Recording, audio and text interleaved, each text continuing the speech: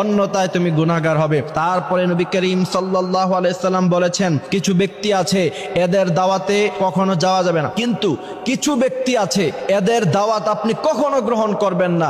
মনে রাখবেন, কিছু কিছু সময় নিজের ব্যক্তিত্ব ধরে রাখা আপনার জন্য অত্যন্ত গুরুত্ব, এবং আপনি যদি মান সম্মান নিয়ে সমাজে বাঁচতে চান, যদি আপনি চান যে আপনার একটা সম্মান থাকুক সমাজের মধ্যে, তাহলে অনেক সময় নিজের ব্যক্তিত্ব ধরে রাখতে হয়। এই প্রথম নাম্বার হচ্ছে যারা খাবার খাওয়ার পরে খোঁটা দেয়। কিছু মানুষ আছে দেখবেন, দাওয়াত দেওয়ার সময় অনেক অনুনয় বিনয় করে আপনাকে দাওয়াত দিবে, তারপরে যখন আপনি তার ঘরে খাবার খাবেন অথবা তার দাওয়াতে অংশগ্রহণ করবেন, পরবর্তীতে আপনাকে খোঁটা দিবে। কিছু বন্ধু বান্ধব এমন আছে, খাবারের সময় খাওয়ায় কিন্তু পরবর্তীতে অনেক খোঁটা দেয়, যা আমি তো তোর আজীবন খাওয়াই আসছি। এই সমস্ত যারা খোঁটা দেয়, নবী করিম সাল্লাল্লাহু আলাইহি সাল্লাম সবচাইতে বেশি তাদেরকে অপছন্দ করেছেন। সুতরাং খাবার খাওয়ানোর পরে খোঁটা যারা দেয়, তাদের দাওয়াতে কখনো অংশগ্রহণ করবেন না। এরা